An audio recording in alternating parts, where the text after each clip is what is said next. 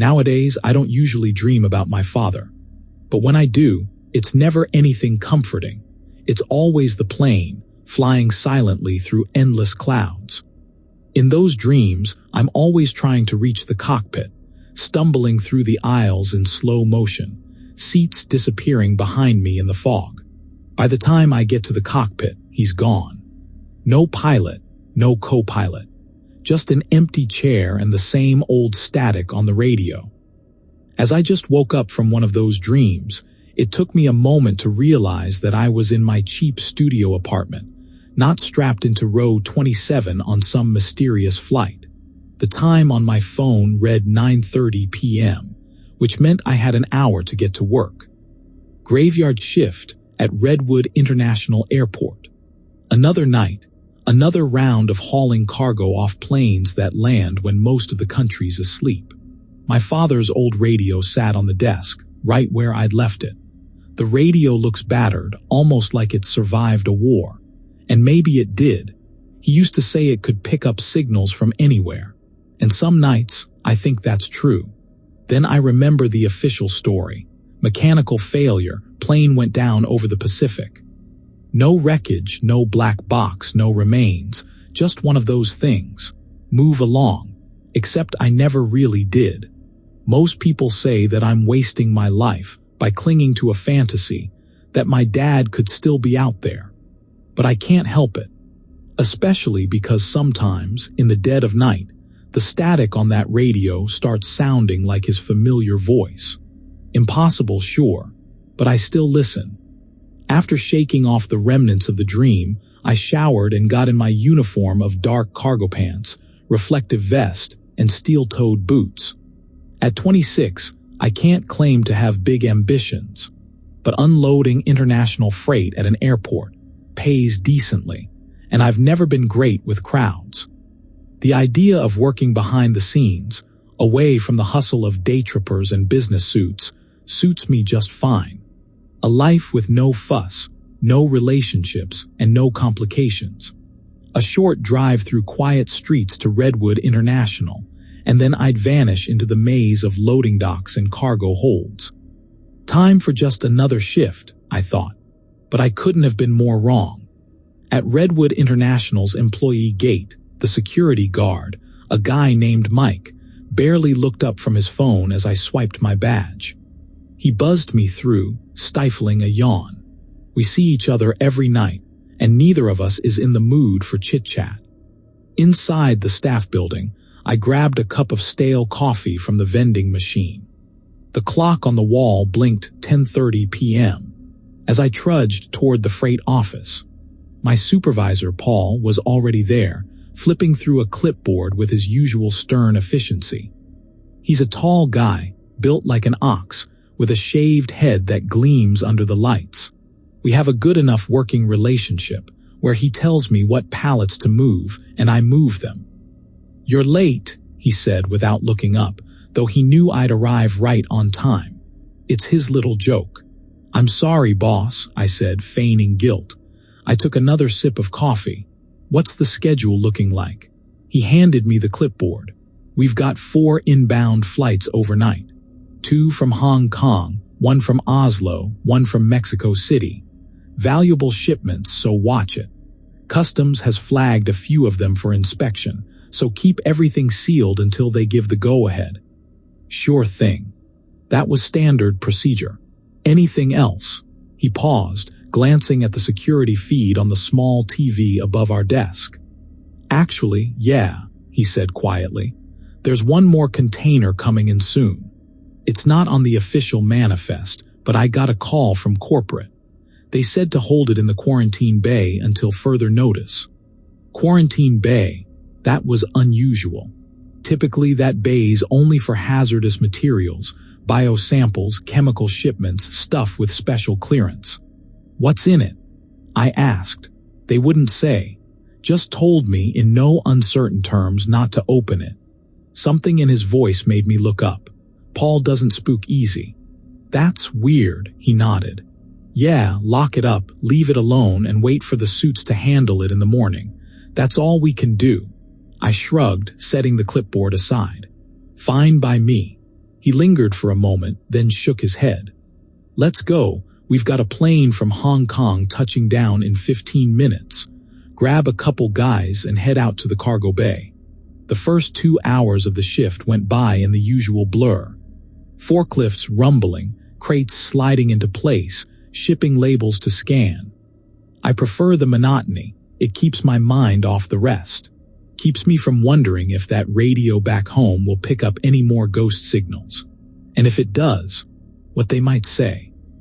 Around 1:40 a.m., I was loading the last of the Oslo cargo into a sealed truck when Paul's voice crackled through my walkie-talkie. "Heads up, inbound container arriving on 3B, that's our special guest. Get it locked down in quarantine bay 2, and if security gives you trouble, just give them my name." "Got it," I responded. Sliding the forklift into gear, I drove over to Dock 3B for a moment. I thought I heard the hum of distant machinery falter. Probably just my imagination. The container itself was huge, easily 30 feet long, dull gray metal with no markings.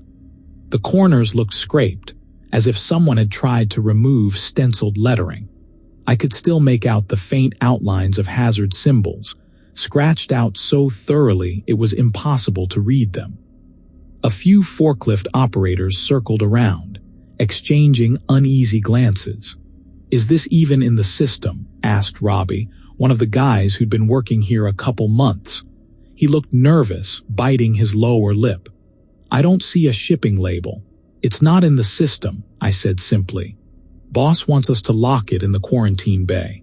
That's exactly what we're gonna do." We attached the container to a specialized dolly, but even then, it felt heavier than normal, like it was weighed down by something dense.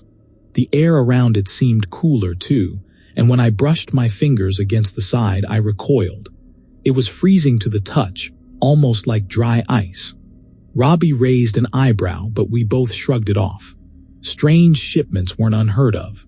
We'd loaded everything from exotic animals to sensitive pharmaceuticals. But something about this one set me on edge. We hauled it slowly across the tarmac. The quarantine bay was a squat, concrete structure separate from the main cargo warehouse, used specifically for storing dangerous materials or cargo requiring special customs clearance. Once inside, we lowered the container onto the steel floor. Robbie exhaled, stepping back like he couldn't wait to be away from it. "All right," he said, "that's done. Let's lock it up." I nodded, reaching for the heavy rolling door. But just as I grabbed the lever, the power flickered, and a dull, electric hum replaced the usual whir of the fans. My radio crackled on my belt, spitting static. I frowned, tapping it. "Paul, do you copy?" "Nothing but static." Robbie tried his walkie-talkie, same result. Outside, an alarm began to blare, shrill and insistent. Not the usual airport siren for a security breach or a weather warning. This one was different, automated, robotic, and it repeated the same phrase: "Emergency alert, biological containment breach. This facility is now under level 5 quarantine. Remain in designated safe zones. Do not attempt to exit the premises." Robbie and I exchanged a bewildered look. Level 5 quarantine. We've never had one of those. I reached for the quarantine bay's rolling door again, determined to get out and find Paul. But it wouldn't budge. The pneumatic locks seemed to have engaged automatically, sealing us inside with that mysterious container. "Great," Robbie muttered. He hammered on the metal door with his palm. "Hey, anyone out there?" The door stuck. No answer, just the pulsing alarm. Then, from somewhere outside, we heard the first scream. Robbie and I pounded on the door again, hoping someone would hear. Then another scream drifted in from beyond the thick walls. This time it was closer, raw with pain or fear, maybe both. Robbie glanced at me, eyes wide. What the hell is going on? I didn't have an answer. Instead, I scanned the quarantine bay for any other exit. There was a smaller service door on the far side, usually locked. I jogged over, tried the handle, locked tight. "Let's check the ventilation," Robbie suggested, though his voice shook. "Maybe we can," he didn't finish. Both our radios crackled back to life, spitting out words in that same monotone voice as the overhead alarm. "Remain in designated safe zones. Do not attempt to exit the premises. This is a level 5 quarantine." I pressed the talk button, shouting, "Paul, anyone, we're stuck in quarantine bay 2. First, there was static. Then faintly, I thought I heard someone breathing on the other end. "Don't open it." The whisper was nearly inaudible, swallowed by fizzing static. It almost sounded like Paul, but I couldn't be sure. "Open what?" I hissed into the radio. "The door, we can't." The line died. Robbie and I stood there, the alarm drilling into our ears. My gaze shifted to the massive container behind us.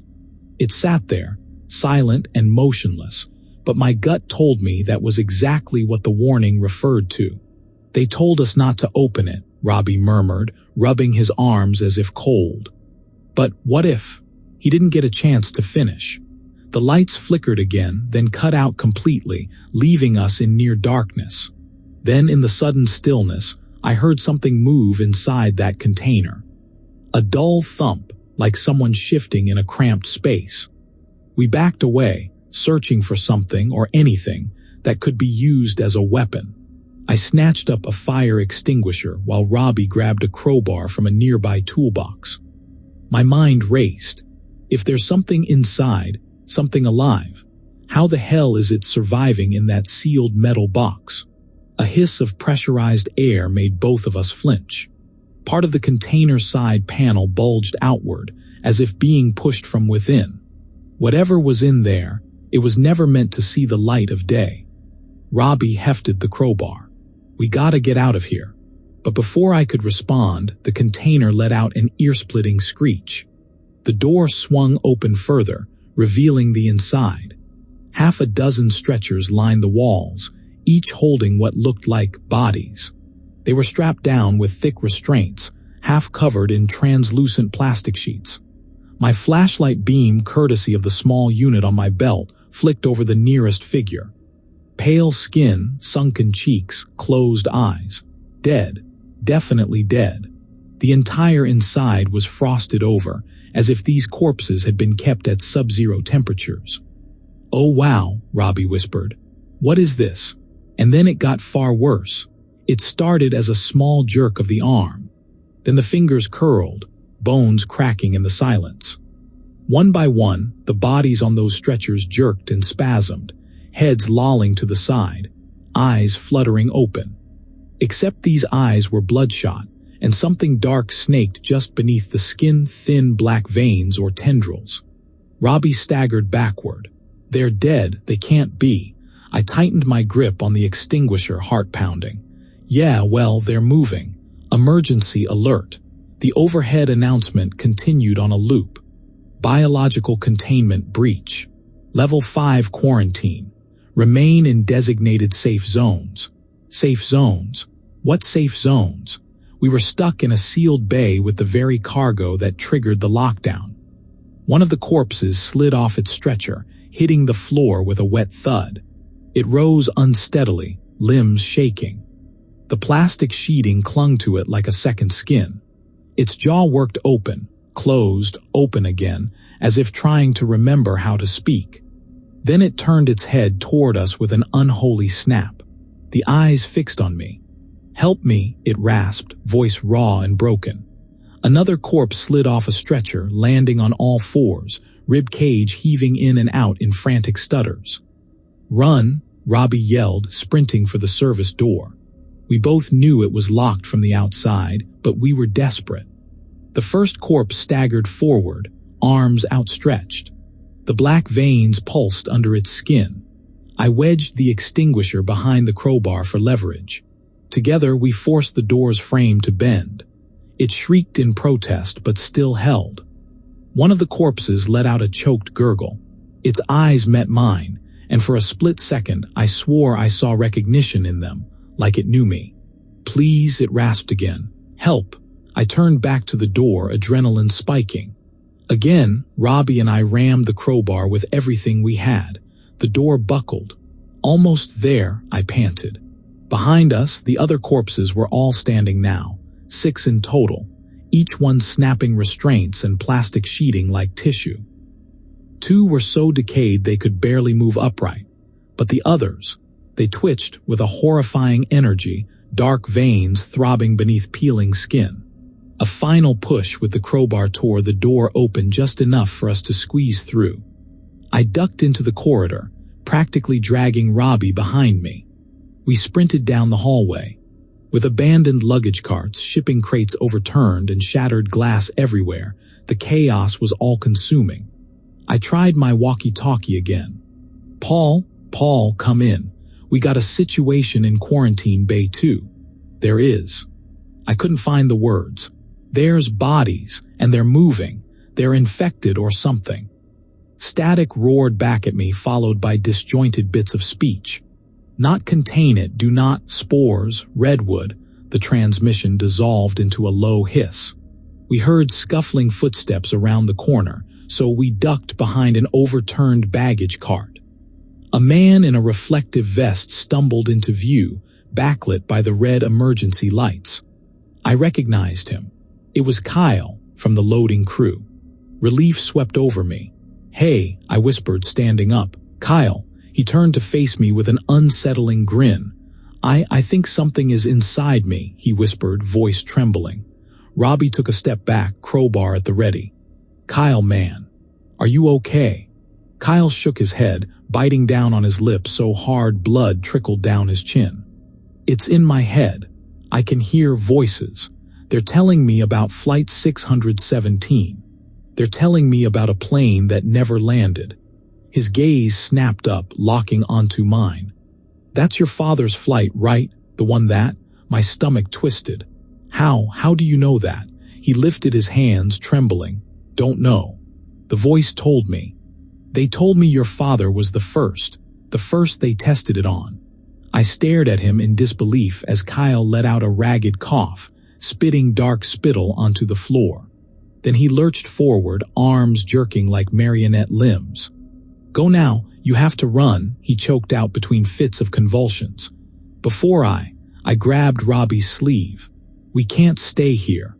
We sprinted down the hallway, leaving Kyle behind, his wheezing echoing after us. At the next junction, signs pointed in different directions.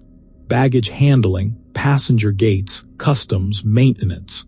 We headed for maintenance, figuring we might find an alternate exit or at least some place to regroup. Behind us, the base alarm message changed, morphing into a new loop. Warning. Biological hazard detected in cargo zone A, B, and C. Passengers and personnel must remain in designated areas. Do not attempt to exit.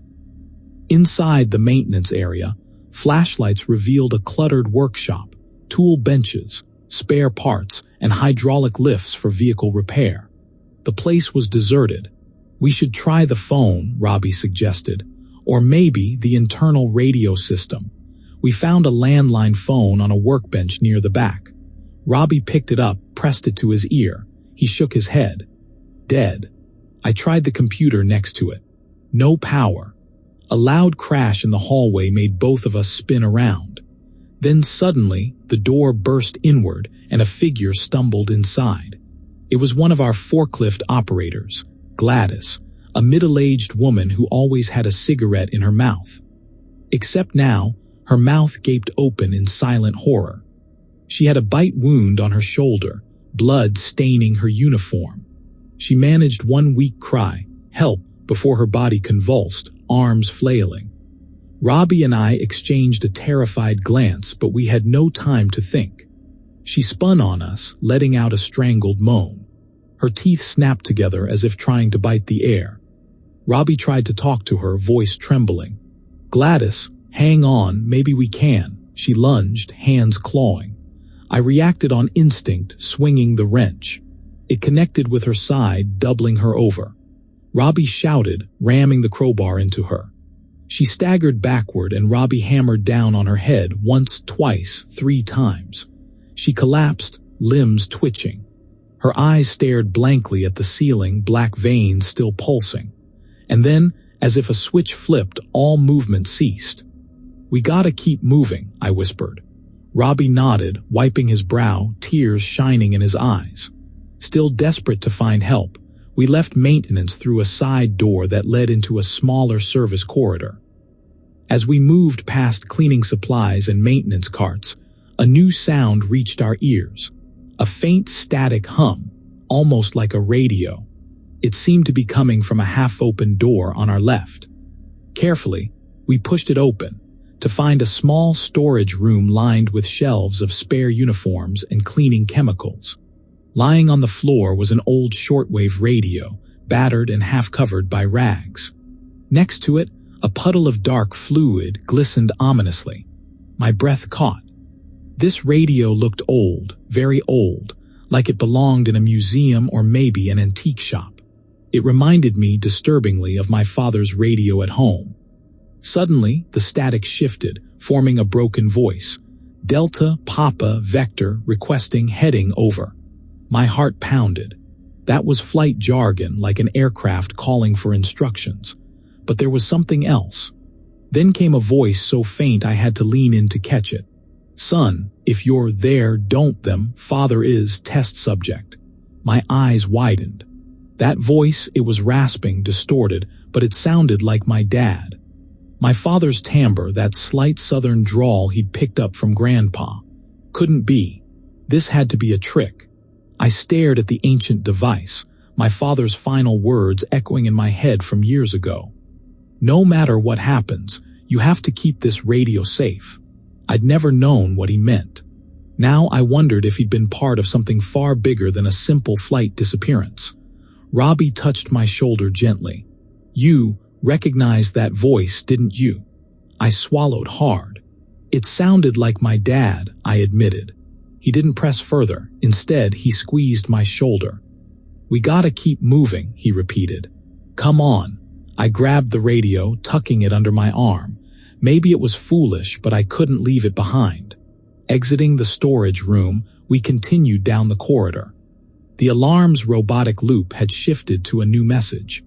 "Attention, all personnel. Do not attempt to evacuate. A sterilization protocol is being prepared. Maintain your position. A sterilization protocol is being prepared." Sterilization protocol. It sounded like a last resort, something to contain an incurable outbreak. As we navigated deeper into the airport, we passed several bodies on the floor. A few were missing limbs, flesh torn open. It took every ounce of willpower not to look too closely, not to think about whether we recognized them. Then we encountered the first group of zombies, if that's even the right word, in the corridor outside a large metal gate, leading to a passenger concourse. One or two of them pressed their faces against the glass windows that overlooked the runway. Their veins bulged with that dark fluid, eyes unfocused yet searching.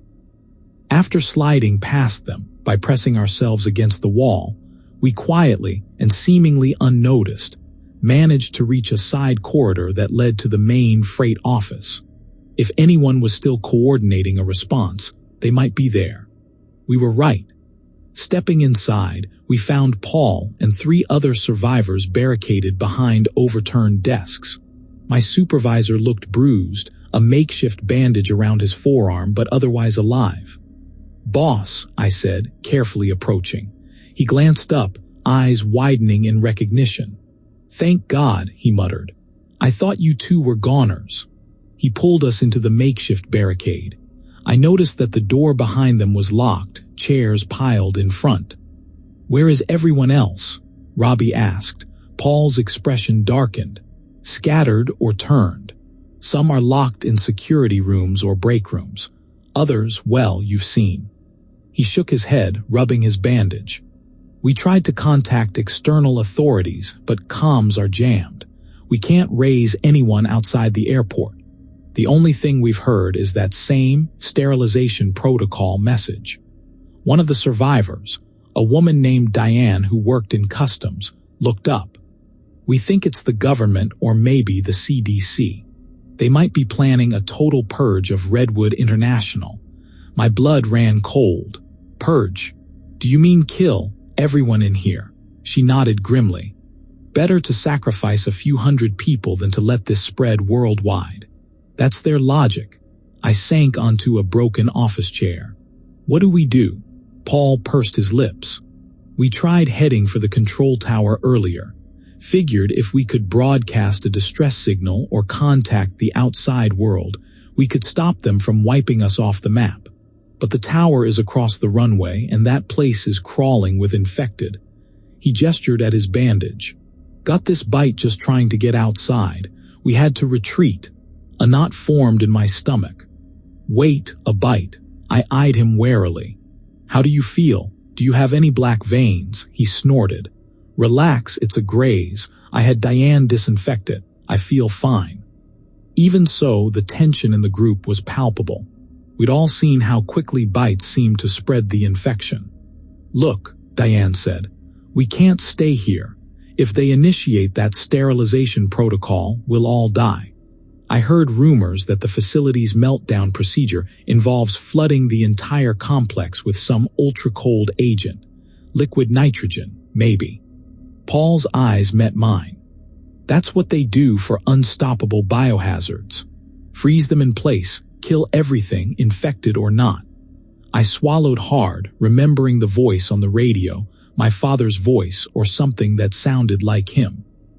I think my dad was involved in all this, I said quietly, feeling a little foolish. He flew a classified flight that vanished. Maybe it carried an early version of this thing. The infected keep referencing it like they know. Paul looked at me for a long moment, then exhaled. Kid, I don't know.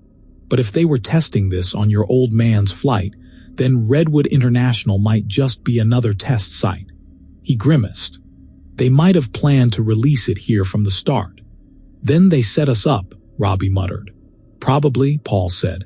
His gaze shifted to me, lingering. But if you've got some personal tie to whoever orchestrated this, they might be interested in bringing you out alive. You might be immune for all we know. I blinked. Immune? Diane nodded.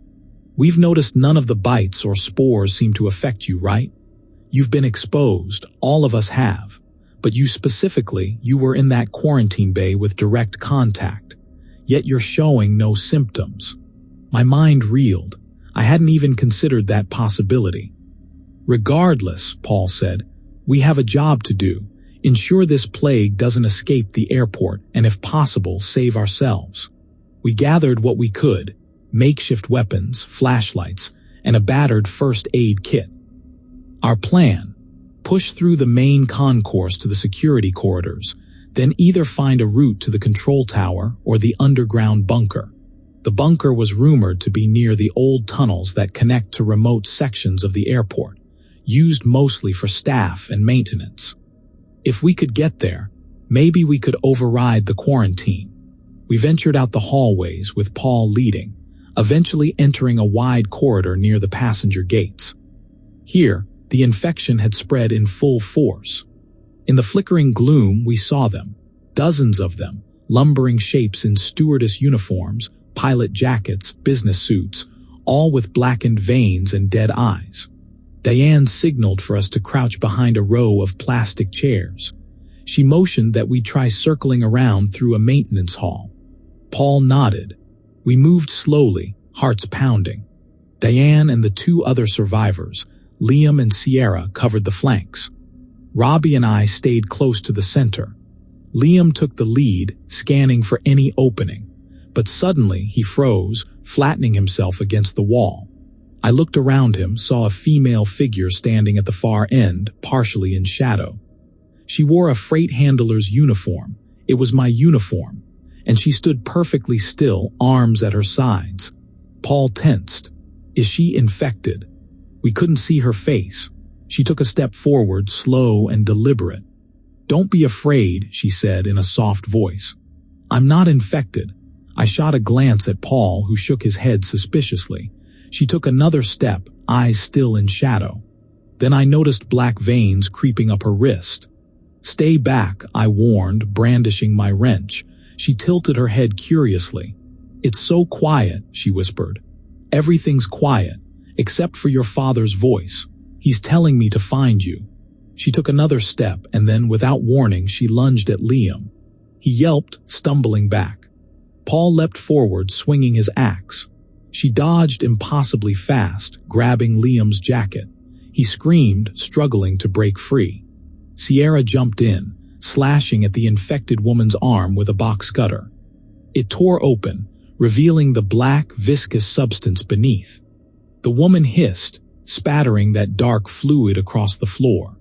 As Liam wriggled free, she turned on Sierra with a snarl. Time seemed to slow. I saw her bare her teeth, saw her black veins pulsate. I saw Sierra's eyes widen in terror, her arms flailing. So without thinking, I lunged forward, swinging my wrench at the infected's head. The blow connected with a sickening crack, sending her sprawling. Liam stumbled away. But then, out of the corner of my eye, I noticed Sierra slumping to the floor. She was bleeding. Somehow, the slash from the infected had cut her deeper than I realized. Or maybe she was bitten. Panicking, I raised my wrench again, convinced she'd been turned. She was thrashing on the ground, moaning in pain, black smears on her arm. I acted before I could think, swinging the wrench down on Sierra. I heard her gasp in shock as my second blow landed on her shoulder, and she let out a scream that was heartbreakingly human. "Stop now," Diane yelled, grabbing my arm. I shoved her off, caught in a frenzy, certain I had to kill Sierra before she rose with those black eyes. Another strike. Blood spattered my boots. Sierra went still, eyes staring blankly at the ceiling. Liam scrambled over, pressing his fingers to Sierra's neck, tears brimming in his eyes. "She is gone," he choked. A trembling hand on my shoulder dragged me back to reality. "She wasn't infected," Diane whispered. Her voice trembled with rage and grief. "She was just cut. You killed her." I stared at Sierra's lifeless form, the blood pooling around her. The infected woman I'd hit earlier lay a few feet away, truly dead or incapacitated, black fluid oozing from her skull. But Sierra's blood was just red, entirely human. "Oh God," I muttered, staggering backward. I thought." "You killed her," Diane repeated, eyes burning with accusation. She looked like she wanted to strangle me right then and there. Paul cleared his throat, voice tight. "Now's not the time for blame. We have to keep moving." He shot me a glance that was equal parts pity and revulsion. "But kid, we'll talk about this later. Let's go." Silence settled over our group like a funeral shroud. Paul led us down a flight of service stairs, explaining that the security bunker was located beneath the central terminal. If we could get inside, maybe we could find out how to override or at least monitor this sterilization protocol. After 15 minutes of searching through the corridor, we found the reinforced door labeled security bunker. Another panel greeted us, locked by a key code. Paul swore under his breath. "We'll have to force it open." He raised his axe, prepared to hack away at the panel, but then the door beeped and slid open on its own. We froze. Standing inside was a lone figure, backlit by the bunker's emergency lights. He wore a crisp black suit, no tie, and an ID badge that looked more governmental than airport issued. "Welcome," he said, voice smooth. "I've been monitoring your progress through the security feeds. Please come in, we have much to discuss." Paul lifted his axe warily. "Who are you?" he asked. The man's smile widened. "Let's just say I'm with a branch of the government that doesn't exist on paper." He glanced at me, eyes gleaming with interest. "And you're the reason we're all here tonight." He stepped aside, gesturing for us to enter. "Best we talk inside. The infected will find us soon enough if we stand in the hall." Something in his tone convinced Paul to move, though he kept his axe ready. We filed into the bunker, a sterile space lined with monitors, computer terminals, and blinking servers. The door hissed shut behind us, locks engaging automatically. I scanned the room, noticing the security feeds from cameras all over the airport.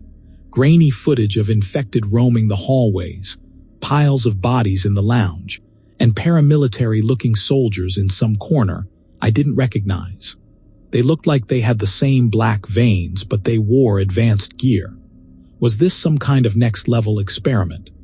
"Who are you and what are you doing here?" I asked. He folded his hands.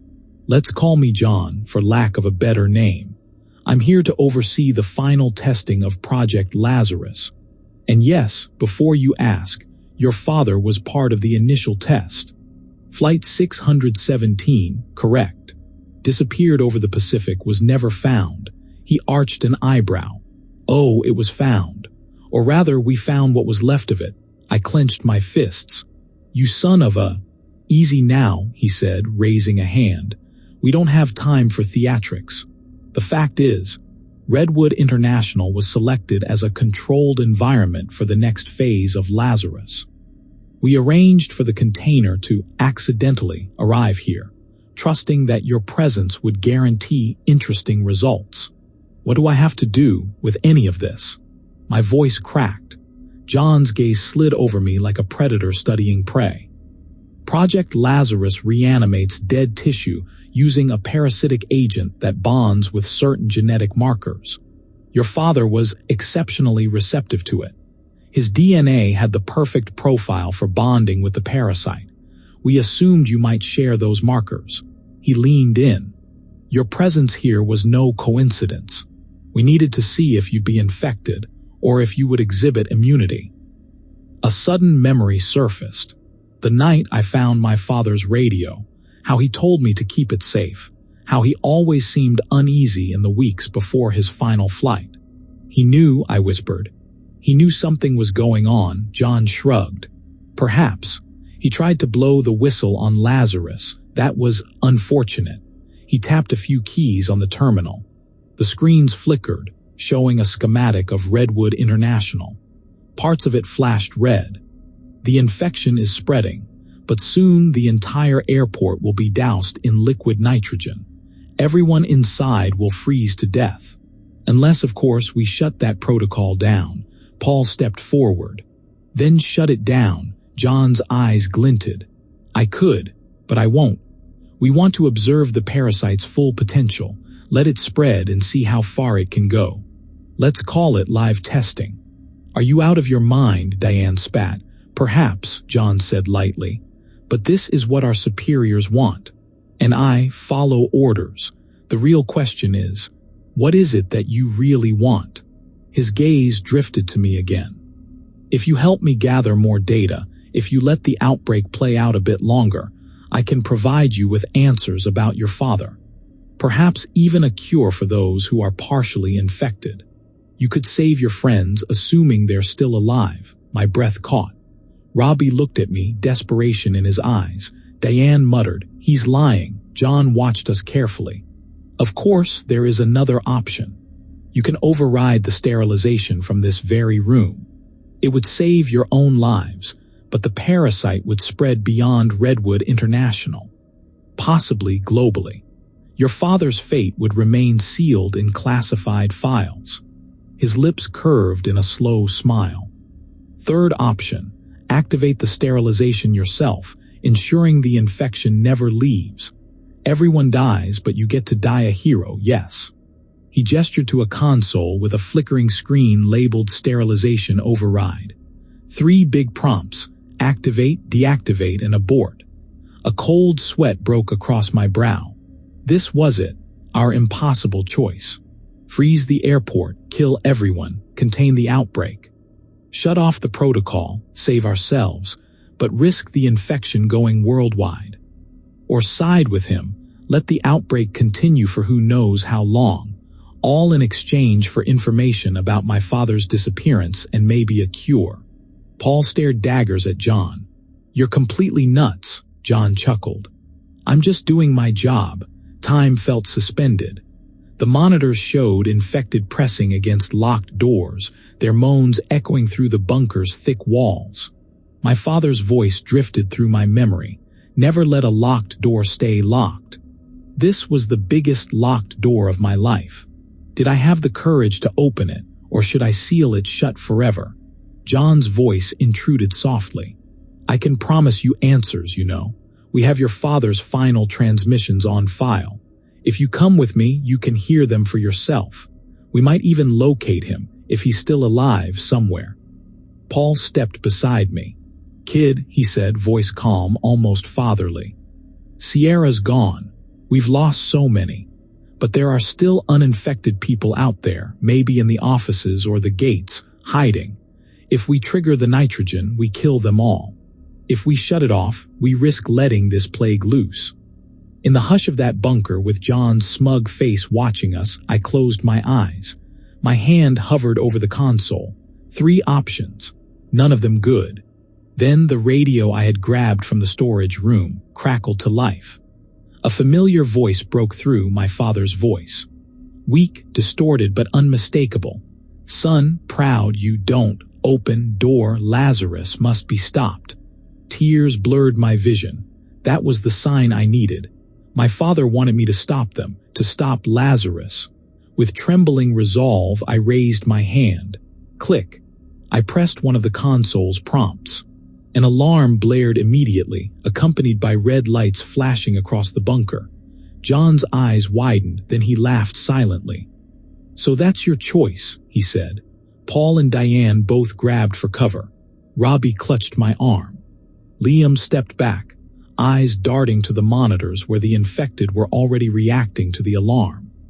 A robotic voice began counting down. Sterilization sequence initiated. T-5 minutes until cryogenic flood. John calmly typed a code on a nearby keypad, but it beeped in denial. He tried again. Another beep. It seems you've locked me out of the system, he said, surprised, glancing at me. Well played.